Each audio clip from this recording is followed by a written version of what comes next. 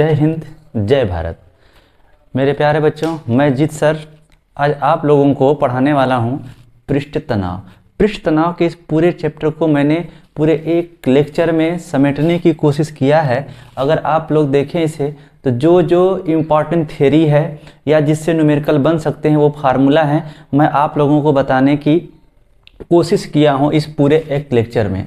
तो ज़रा इसको आप लोग ध्यान से देखेंगे और लास्ट तक देखेंगे तो हो सकता है कि आपके एग्जाम के लिए कुछ न कुछ अच्छा कर जाएं इस चैप्टर से। तो ज़रा समझने की कोशिश करिएगा आप लोग इसको। सबसे पहले देखिए, जो आपका चैप्टर है वो आपका पृष्ठ तनाव। पृष्ठ तनाव में सबसे पहली बात आती है, जैसा कि हम यहाँ पे हेडिंग दिए हुए हैं, देखेंगे आप, ससंजक बल, जिसे हम कहते हैं इंग्लिश में आपका कोहेसिव फोर्स। ससंजक बल क्या होता है, ज़रा ध्यान दीजिएगा। जब पदार्थ के एक ही प्रकार के अणुओं के बीच जब वो आकर्षण बल लगता है तो उन्हें हम कहते हैं ससंजक बल। एक ही पदार्थ के एक ही प्रकार के अणुओं के मध्य लगने वाले आकर्षण बल को हम क्या कहते हैं, आपका कोहेसिव फोर्स, यानी आपका होता है ससंजक बल। अब देखिए, ससंजक बल के आधार पर कितने वन लाइनर टाइप के क्वेश्चन बन सकते हैं, जो कि नेवी, एयरफोर्स, एनडीए नहीं, हर एक एग्जाम के लिए, आपके एसएससी लेवल के एग्जाम तक के लिए भी समझ लीजिए कि बहुत ज़्यादा इम्पॉर्टेंट हैं। आपका जितने भी वन डे एग्जाम हैं इस सब में आ सकता है। ये एक ऐसा चैप्टर है जिसे हम बहुत ही अच्छे तरह से समझाने की कोशिश किए हैं। हो सकता है कि आपको सभी एग्जामों के लिए क्या हो, इम्पॉर्टेंट हो। समझिएगा, ससंजक बल पर पहली थ्योरी क्या है। ठोस की निश्चित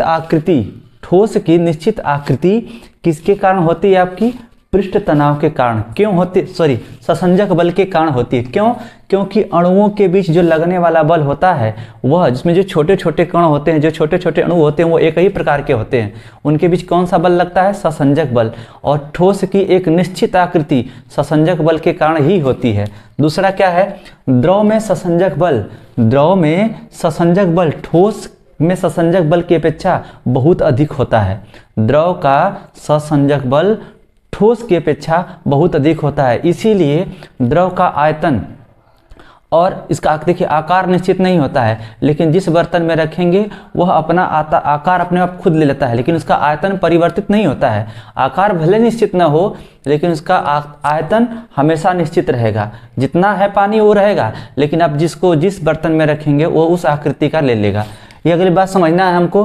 गैस का ससंजक बल, किसी भी गैस का ससंजक बल लगभग नगण्य होता है। लगभग क्या, वो मान लीजिए कि नगण्य होता ही है ससंजक बल। इसके बाद आता है आपका आसंजक बल, अधेसिव फोर्स। आसंजक बल यानी अधेसिव फोर्स क्या होता है, पदार्थ में विभिन्न प्रकार के अणुओं के बीच लगने वाले मध्य बल को ही हम क्या कहते हैं, आपका आसंजक बल। आसंजक बल पर क्या बनता है प्रश्न, देखिए। अब यहाँ पर ससंजक बल और आसंजक बल को थोड़ा ध्यान से समझिए। क्या होता है, अगर हम कोई द्रव ले लेते हैं और उस द्रव को किसी पृष्ठ के ऊपर रख देते हैं, तो आप बताइए, जो द्रव है तो उस द्रव में एक प्रकार के अणु है, लेकिन जिस पृष्ठ पर रखेंगे तो उसका तो अणु अलग है। अब उस पानी के बीच, जो पानी है मानते हैं, जो द्रव है, पानी मान लीजिए उसे, पानी है, उसमें कण अलग हैं और जिस पृष्ठ पर रखे हैं उसके कण अलग हैं। अब इसका मतलब उस पानी और पृष्ठ के बीच इसके परिभाषा के अनुसार आसंजक बल लग रहा है, और केवल उस पृष्ठ में, केवल उस द्रव में ससंजक बल लग रहा है। तो यहाँ से प्रश्न क्या बनता है कि यदि कोई भी द्रव किसी भी पृष्ठ को अगर भिगो देता है, गीला कर देता है, तो उस कंडीशन में आसंजक बल का मान अधिक होता है। जैसा कि देखिए यहाँ पे लिखे हैं, आसंजक बल के कारण ही कोई पृष्ठ द्रव को गीला कर देता है। लेकिन अगर ससंजक बल का मान अधिक होगा तो कभी भी कोई द्रव किसी भी पृष्ठ को गीला नहीं करेगा। इस बात को हमेशा समझिएगा।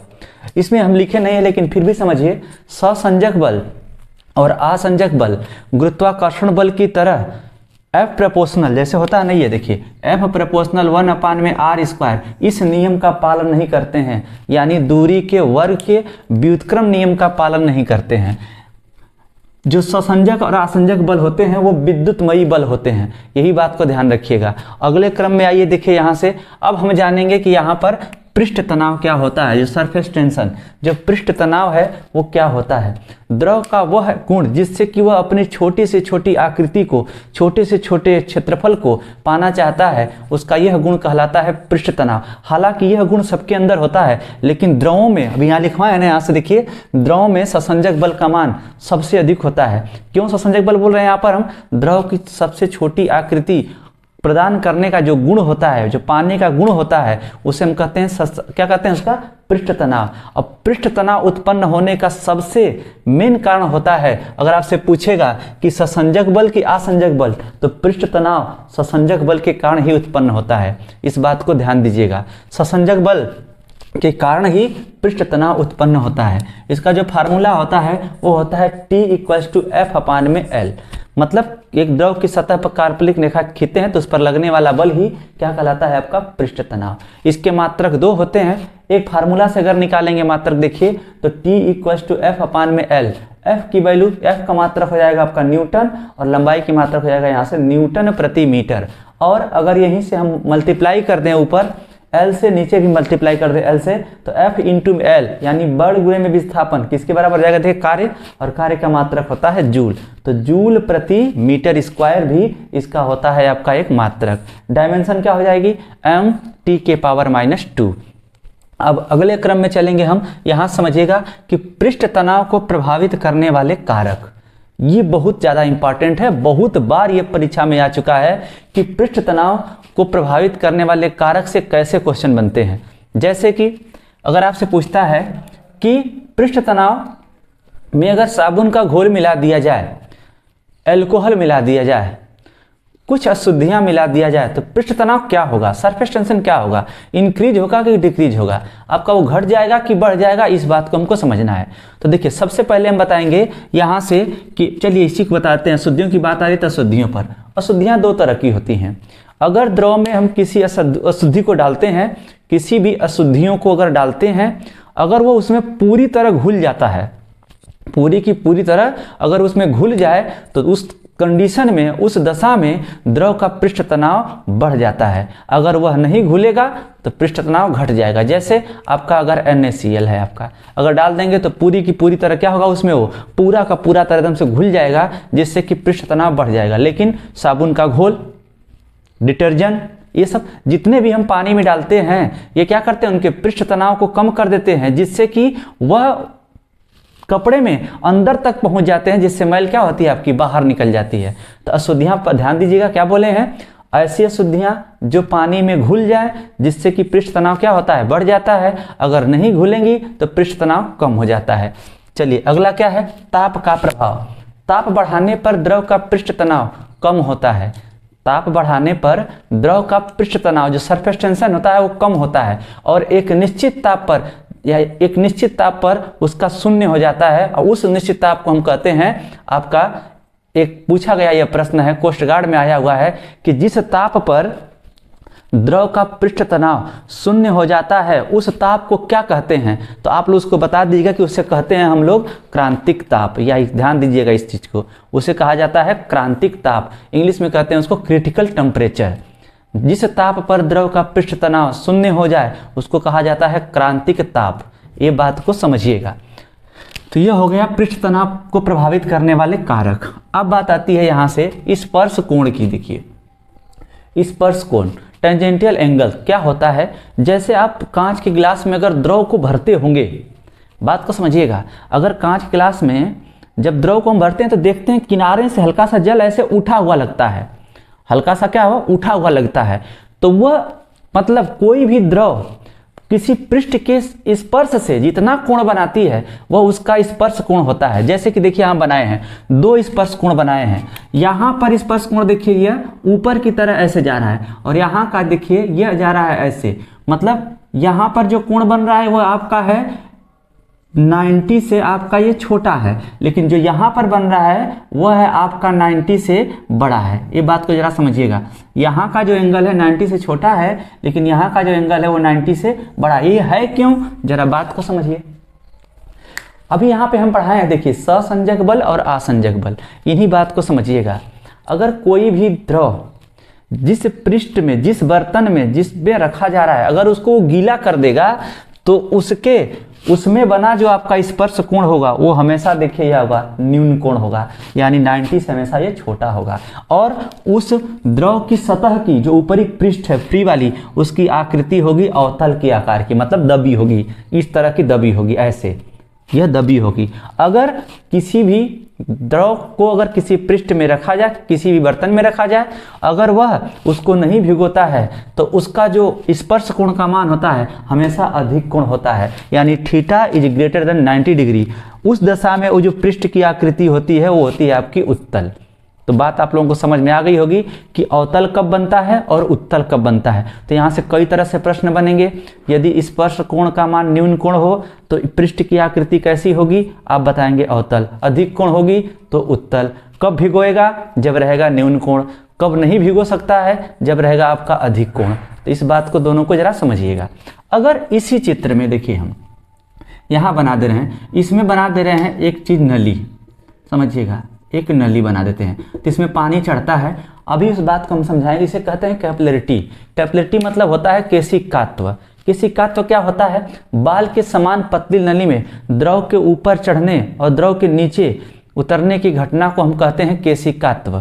केशिकात्व से हमारे पास बहुत सारे एग्जाम्पल मिल जाएंगे, जैसे कि आपका लालटेन है, लैंप है, उसमें जब कोई हम तेल भरते हैं तो उसमें जो जाता है ऊपर तेल, लालटेन में चाहे लैंप में, वो केशिकात्व घटना केश नली के सहारे ही जाता है, और जड़ के द्वारा पानी पत्तियों तक इसी केशिकात्व की घटना के कारण जाता है। और तो और हम लोग देखते हैं कि जब रात में तेल लगा करके सर पे सोते हैं तो सुबह हमारा चेहरा चिपचिपा हो जाता है। तो इसमें भी हमारे जो ये फेस है, इस पर भी हल्की हल्की केश नली की तरह रेखाएं होती हैं, जिससे कि तेल क्या होता है रिस करके चेहरे पर आ जाता है। और तो और गांव में जब हम सिंचाई करते हैं खेत की, तो उस कंडीशन में जब हम जल देते हैं खेत में, तो वो खेत निचली सतह को पकड़ करके कुछ दूर तक पहुंच जाता है, वह केश नली की सहायता ही जाता है, यानी ये घटना कहलाती है केशिकात्व। तो इस बात को जरा समझिएगा, केशिकात्व में कौन कौन घटनाएं होती हैं।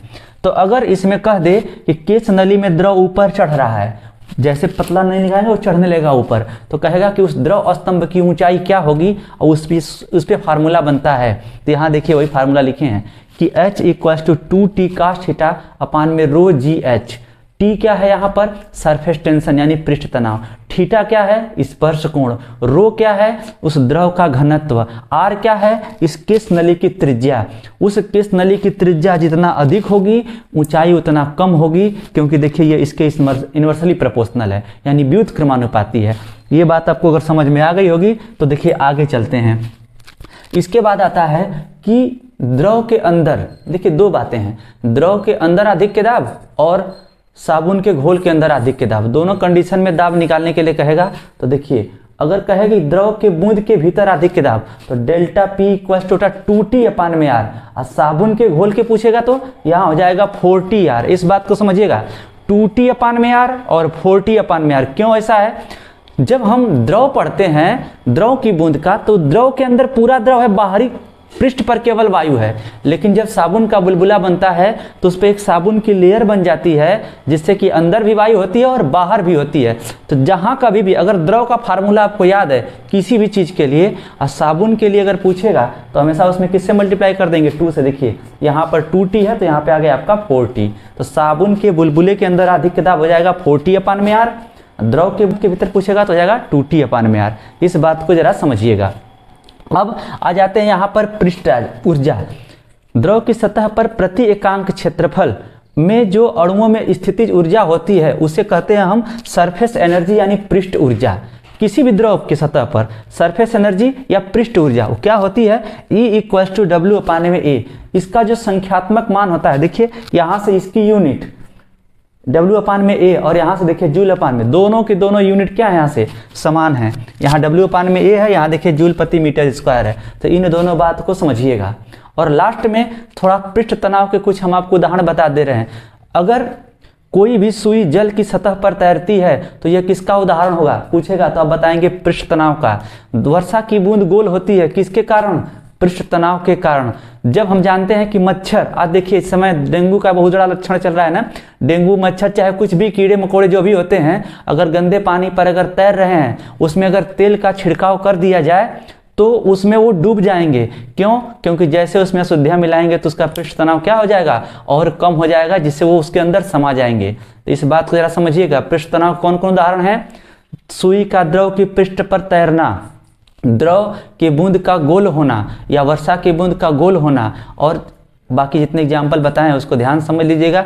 ये पूरा का पूरा देखिए चैप्टर है। अब थोड़ा सा लास्ट में इसको बता देते हैं। यहाँ बोले हम स्पर्श कोण, कि स्पर्श कोण द्रव की सतह, और द्रव की सतह मतलब इस पर रहेगी, और क्या कहते हैं, पानी की सतह, जिससे स्पर्श कोण बनेगा वो आपका स्पर्श कोण कहलाएगा। तो किसके किसके लिए कितना स्पर्श कोण होता है?